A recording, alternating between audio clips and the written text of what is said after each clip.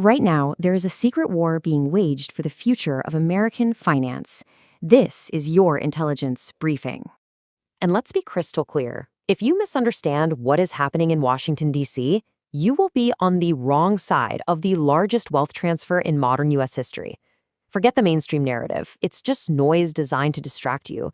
Because here's the twist that changes the entire game. Everyone thinks the crypto industry is on its knees, begging for regulation. But the truth? It's the traditional banks who are panicking. They're the ones desperately pushing for legal clarity, because they need it way more than the innovators do.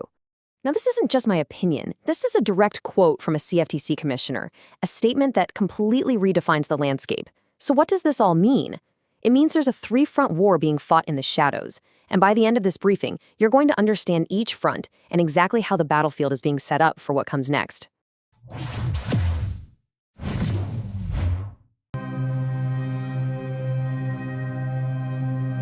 Okay, front number one is regulatory. And while everyone's eyes are glued on the SEC, the real action, the real story is unfolding over at the CFTC.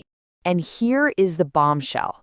A director at the CFTC just said on the record that there's no reason, none, why the New York Stock Exchange, NASDAQ, and CME can't just rebuild their entire infrastructure on a blockchain. Think about that. That's not just a casual comment. That is an engraved invitation to Wall Street. And it lays out their strategy perfectly. It's a clear four-step roadmap. First, you establish what they call a permissionless innovation environment. Step 2, you provide a formal innovation exemption. Step 3, you give the green light for the big legacy players to start building on-chain. And what's the result? You get the exact same institutional-grade certainty they rely on today, but it's all built on a blockchain. This, right here, is the on-ramp for Wall Street. So you have to ask yourself, is your news source showing you the actual blueprints of what's being built, or are they just feeding you the daily noise? If you are watching this without a subscription, you are missing the alerts. You're not connecting these dots. This isn't just entertainment. This is the timeline. Click subscribe right now to stay on it. All right, this leads us directly to front number 2, the institutional standoff. And this is where the panic inside traditional finance really becomes obvious. You see, here's the core of the conflict. On one side, you've got the crypto innovators. They're going to build their tech with or without permission, either here or offshore. But the traditional banks, they can't do that. They absolutely cannot deploy billions of dollars of capital without ironclad, bulletproof regulatory certainty. And that's exactly why they are so desperate for laws like the Clarity Act to pass. And that desperation, it's forcing them into backroom negotiations. Right now, Senator Thom Tillis is in the middle of it, mediating private meetings between crypto execs from places like Coinbase and the old guard banking groups. They're trying to hammer out a compromise, specifically on stablecoin yield, just to get the Clarity Act moving. You are watching the institutional deadlock play out in real time. So who do you think really has the leverage in those meetings? Is it the innovators or is it the institutions? I want to know your take. Drop your analysis in the comments below. We read every single one, and that's where the real deep dive discussions happen. And that brings us to the third and final front, the political war.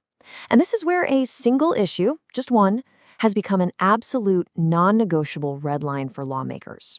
I want you to remember this date, 2031. It's the expiration date on a proposed ban for a retail central bank digital currency, or CBDC. And this one date is threatening to blow up a major piece of bipartisan legislation. So here's the play-by-play.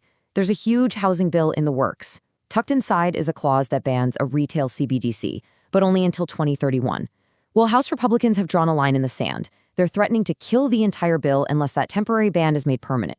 For them, it's simple. Anything less is a backdoor to government surveillance through our own money. So let's put all the pieces together. Front one, you've got the CFTC quietly building a superhighway for Wall Street to drive right into crypto. Front two, you've got the banks and the innovators fighting over who gets to write the rules for that highway. And front three, you have the political battle over CBDCs, which has become a non-negotiable fight for the future of financial privacy. See, these aren't separate stories. They are three parts of a single coordinated campaign. Now, to get tactical updates as these fronts develop, and believe me, they develop fast, you need to be in my private Telegram channel. This is where the intel drops first. Scan the QR code you see on the screen or use the link down in the description and join right now. And that brings us to the most important point of all. We are way past the point of asking if Wall Street is going to move on chain. The only question that matters now is how it's going to happen and on whose terms this new system is going to be built. The financial architecture for the next 50 years isn't some far-off concept. It is being designed and built as we speak. The winners in this new world will be the ones who saw the blueprints before the walls went up. But seeing the blueprints is only step one. The critical next step is knowing the specific assets and protocols that are set to become the core infrastructure of this entire new system. And for all of our US viewers, the tax implications of this shift are absolutely massive. That is exactly what we break down in our next intelligence briefing. Click the card on your screen right now to watch. Like, share, and subscribe to Crypto Global News. Stay ahead in the crypto market. Subscribe now for the latest global news and updates.